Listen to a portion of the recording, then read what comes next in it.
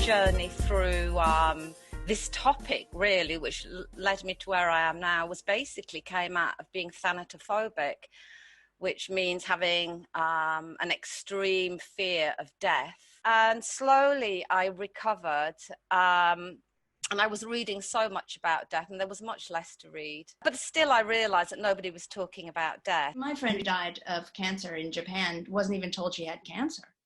Oh my God. So that I think that's gotten better recently. But when I was there in the 90s, it was a taboo. Like there was one actor who came out as having cancer, and it was wow. Amazing that he said it. It was just the patients generally not told. It was perceived that it was better to protect them.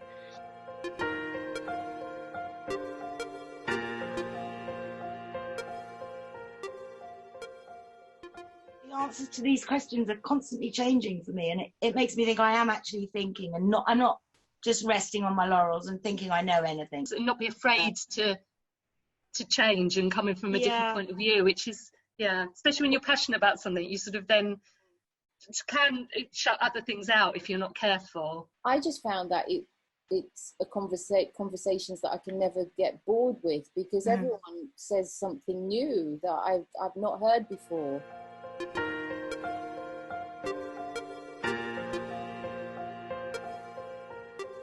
I wonder if part of our disconnection is due to our disconnection with nature. We don't see people dying anymore because they're all put in hospital. So that in the end, like the only step where, at least in the States, you know, people would help build the coffin, help dig the thing, you know, like the only thing you might be involved in is pallbearer, and very seldom women. You can have the body if you want to have it at home. You still can, we just don't know that, do we? Because, like you said, this industry has been taken over and monopolised.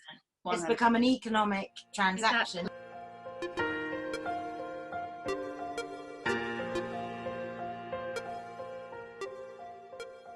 He died. My son said, "Shall I go get someone?" Because he was in a hospital. And I said, "No. We sat down and I put on a Buddhist chant, actually, that I like to play when people have died and stuff. And we sat there for 20 minutes together. And then we went our separate ways. He would have been like 20 at this point. When we met up again later in London, I said to him, "How are you feeling about what happened the other day?" And he looked at me and he said, "Mom, I feel so alive." Wow. And the first thing my son said to me after he died is, "Mom, did you see?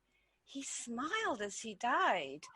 And it was just, I felt, oh my God, what an amazing gift.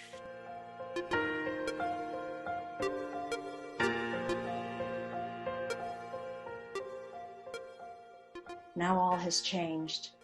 There's nothing like a kiss to slake the thirst, to stave off hunger, to make the mind wobble a bit. Such sweetness is all tangled up with memory.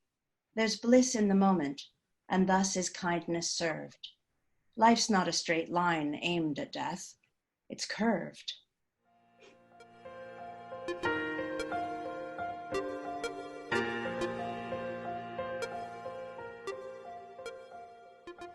Jagdud Rinpoche, and he said about talking about death that his memorable quote apparently is that when you have to go to the bathroom, it's too late to build a latrine.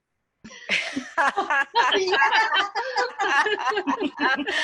just hope that people do, I mean, it's a bit of a cliche, but people do continue talking about death and dying, and don't see it the same way as birth. And almost celebrate it the same way, and talk about it in the same way, and prepare in the same way. So just become a fact of life, really.